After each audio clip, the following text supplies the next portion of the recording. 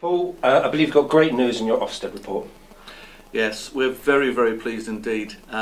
It reaffirmed the judgments we'd made about ourselves in what's called the school evaluation form. They came in, they were with us for 2 days.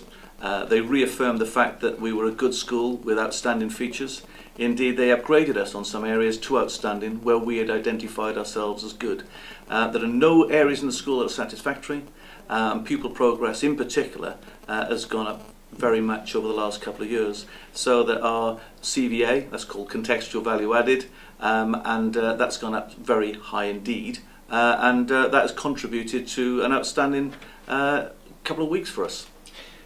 But in the years since the last inspection report, have you noticed the improvement in the school? It's clear. It's done because we've been lucky enough to appoint a number of ex-pupils back in to the school through the GTP programme, and over 3 years they've come through. So youngsters with creative ideas in the classroom are benefiting all the children, and the children's behaviour, their attitude to work, their engagement has all improved in the last 3 years. And you must remember the Ofsted itself has upgraded and has become harder, and each level has become clear. So in the last Ofsted we had an outstanding for attendance, for example. This time we've still got an outstanding for attendance, but actually it's a higher level attendance than we had the time before. So we are very, very pleased.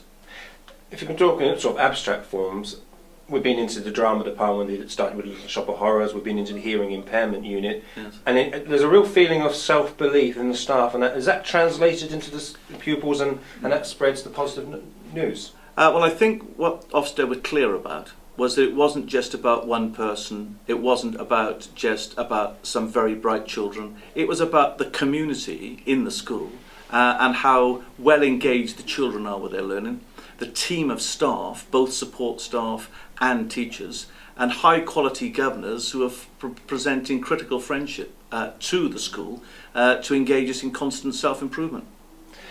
Of one of the ones you got, one that seems to flag up, is community cohesion. Yes. What does that mean, so to speak?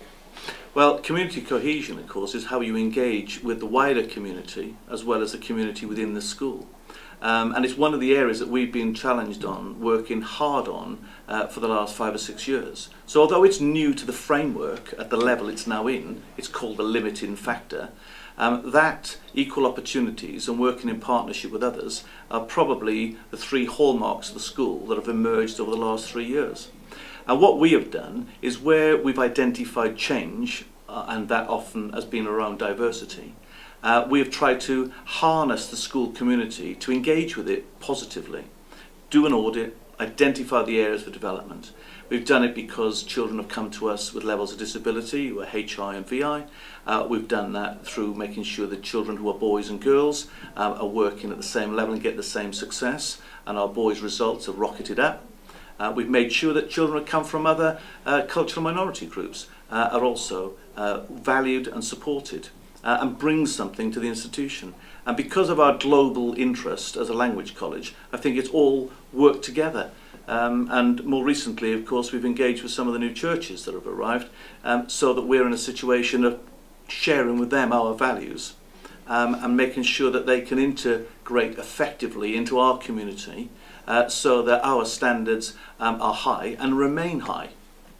We were over at Ormston Park last Friday with 3 students who had passed their GCSEs 6 months earlier, and there were a girl from Zambia, a girl from Romania, a girl from Poland, and there seems a real injection of energy and blood into the new immigrants in the community. Is that something you've been able to harness? Well, I think what we're seeing is that the host community needs to feel as valued as possible, and they need to feel as though they are what we're all about. And when you have change and new people arrive, it is a challenge, and if you pretend it's not, I think you would be foolish. And we've pretended it to be a challenge, but something to be welcomed and to harness, as you rightly say. And yes, achievements from all our children are welcomed, and it's progress for all our children. It doesn't matter where they're from.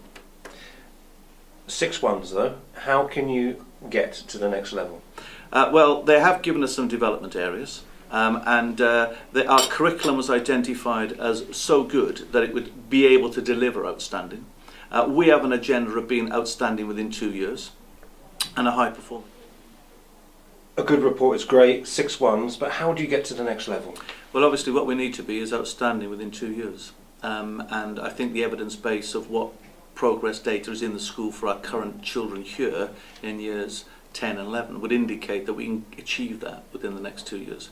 But we're not going to rest on our laurels. And in fact, that is a phrase used in the report, that we're not the sort of school that wishes to rest on our laurels.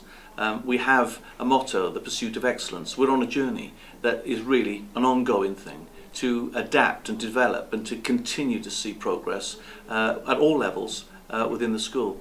But I think we have the team here to do it now. It does.